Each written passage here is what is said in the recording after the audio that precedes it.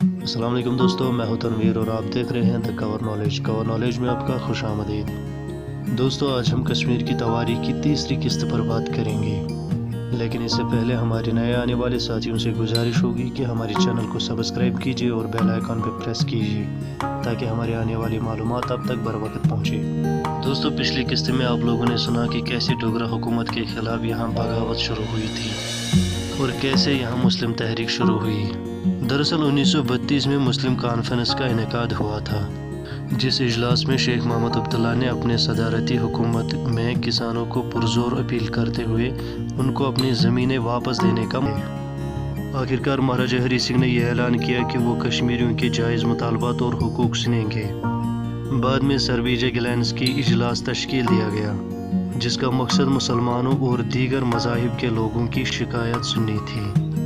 اس اجلاس میں کشمیری مسلمانوں کے لیے تعلیم میں اسکالرشپ اور ریاستی نوکریوں میں ملازمت کے ساتھ ساتھ کی اپیل کی بنا پر سال 1934 میں مہاراجہ ہری سنگھ نے ایک قانونی دفعہ بنایا، جس کے تحت پرجا سبھا کے نام سے قانون ساز اسمبلی کا قیام ہوا، جس کے پاس قانون سازی کے ساتھ ساتھ عدالتی اختیارات بھی تھے۔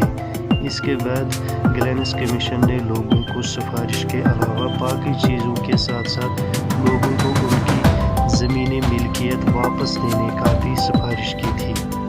مہاراجہ نے اس سفارشات پر عمل کرتے ہوئے ان کسانوں کے نام زمین کرنے کا اعلان کیا جن کے پاس تب تک صرف ان زمینیں استعمال کرنے کا حق تھا۔ یہی حال جموں و کشمیر کی معاشرتی، اقتصادی، سیاسی، تعلیمی اور تعمیری نو کے لیے ایک مجموعی اور وسیع تعداد میں ایک منصوبہ تیار کیا، جسے نیا کشمیر یونیفیسٹو کا نام دیا گیا، جس کا منشور آرٹیکل 50 پوری طرح کسانوں کے بارے میں تھا، حالانکہ جس کا نام پیزنٹ چارج بھی رکھا گیا۔ اس چارج کا سب سے دلچسپ اور اہم پہلو یہ بھی تھا کہ اس کے مطابق ہل چلانے والے کو زمین کی ملکیت دینے اور اپنی غربت پر افلاس سے نکلنے کے لیے ناگزیر تھا۔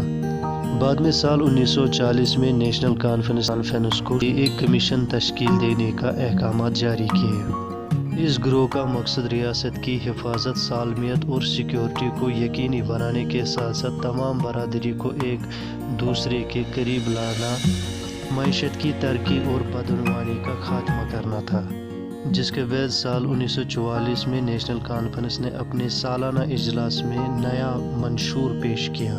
اس منشور میں کشمیریوں کے لیے آئین سازی کے ساتھ ساتھ ایک قومی اقتصادی منصوبہ بھی تھا، جس میں شہریت، کابینہ اسمبلی، قومی زبان، بنیادی حقوق جن میں آزادی رائے اور صحافیوں کی آزادی بھی شامل تھی، اور اس نظام میں انصاف جیسے موضوع کی درخواست کی گئی۔ بعد میں یہ منشور مہاراجہ کو پیش کیا گیا۔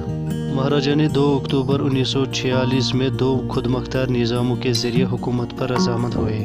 اس کے بعد سال 1946 میں شیخ محمد عبداللہ نے اپنی ہوئی سیاسی صورتحال اور شاہی ریاستوں کے الحاق کے سوالات کا کشمیر پر گہرا اثر پڑا۔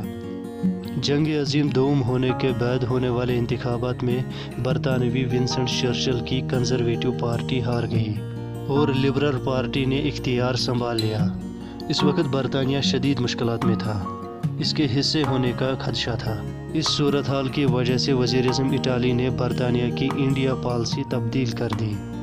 19 فروری 1946 کو برطانیہ کی انڈیا آنے والے وزرائے کابینہ کے